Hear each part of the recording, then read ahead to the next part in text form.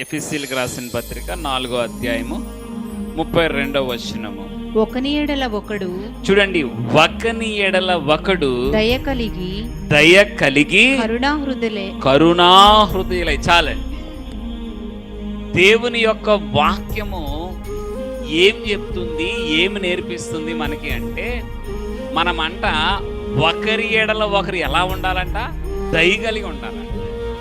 మరి దయాలత్వము అంటే అర్థం ఏంటి అంటే, అంటే ముఖం చక్కగా నవ్వుతా దీనంగా ఉండటం మాత్రమే దయ కలిగిన హృదయం కాదంట.